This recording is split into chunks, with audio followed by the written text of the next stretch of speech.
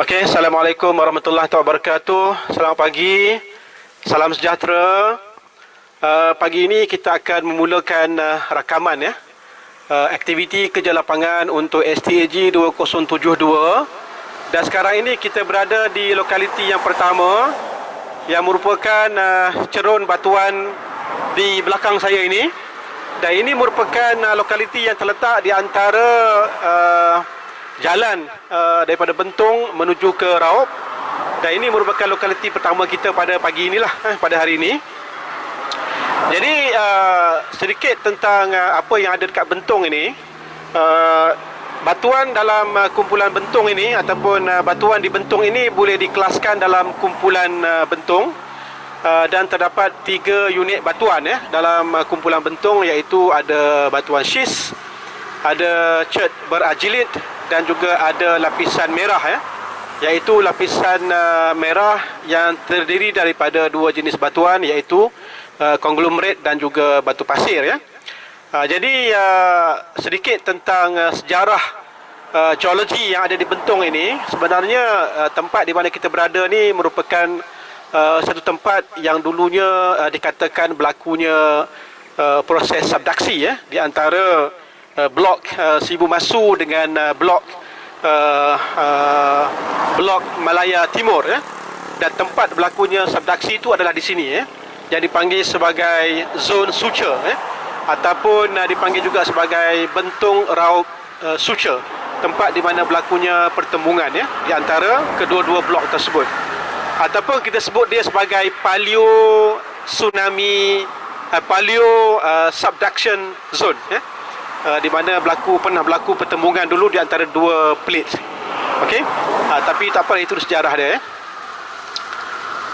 Okey, di sini kita akan lihat 2 jenis batuan ya, dan batuannya adalah merupakan batuan sedimen.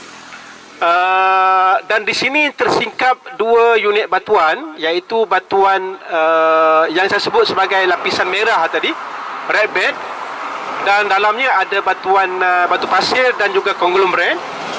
Dan kita nampak secara jelas ya, di belakang saya ini adalah merupakan lapisan merah tadi, red bed tadi, iaitu kita nampak ada batu pasir yang tertonjol keluar dan ada konglomerat di bahagian sebelah sana ya. Manakala di bahagian kanan saya ni kita boleh jumpa lapisan cat berajilit. Okey, lapisan cat berajilit ni dia terdiri daripada selang lapis di antara rijang ataupun cat dengan batu lodak. Jadi kalau nak cerita pasal sejarah memang menariklah kawasan ni.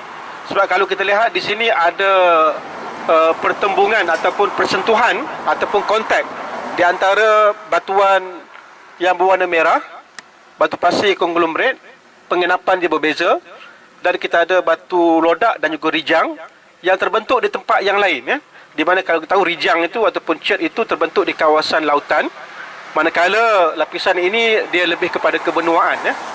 Jadi dari segi usia, batuan di sini berusia Devon, dan pelanggaran semasa subduksi ditafsirkan sekitar Permian, Perm akhir ya. Jadi batuan di sini ada 2 unit lah. Jadi selalunya pelajar akan diminta untuk mengukur jurus kemiringan pelapisan sedimen yang ada di sini. Kemudian pelajar juga diminta untuk mengenal pasti jenis-jenis batuan yang ada di kawasan ini. Yang saya sebut tadi, dia merupakan batuan sedimen, ada 2 jenis. Dan pelajar diminta untuk menentukan ciri-ciri litologi batuan tersebut.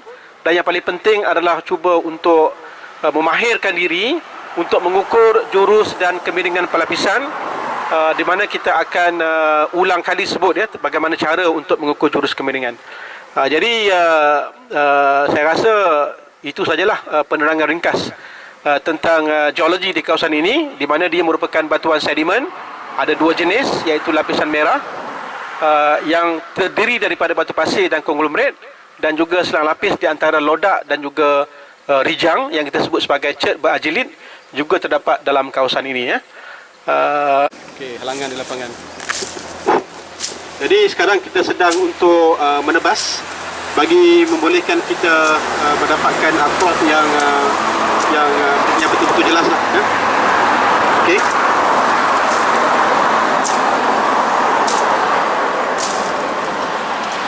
kalau kita lihat kepada batuan ini, kebanyakan yang kita boleh lihat secara jelas adalah merupakan batuan dalam lapisan merah yang terdiri daripada batu pasir dan juga konglomerat. Dan disebabkan oleh keadaan yang berlumut dan juga keadaan hujan, kita tak dapat nampak dia punya kemerahan itu. Tapi sepatutnya kita nampak batu pasir ini berwarna merah. Dan merah itu disebabkan oleh adanya bahan-bahan seperti debu-debu magnetite yang ada dalam batuan ini yang menyebabkan warnanya menjadi merah. Okay. Alright, so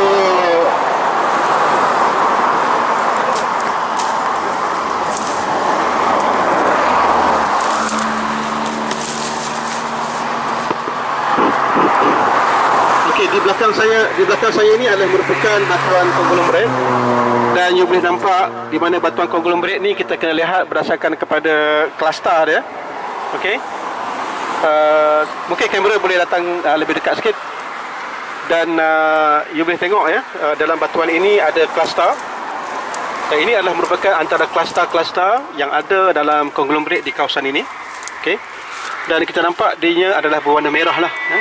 Dan dikatakan kemerahan ini disebabkan oleh adanya lumpur magnetite ya, semasa pengendapan batuan ini yang menyebabkan dia berwarna merah.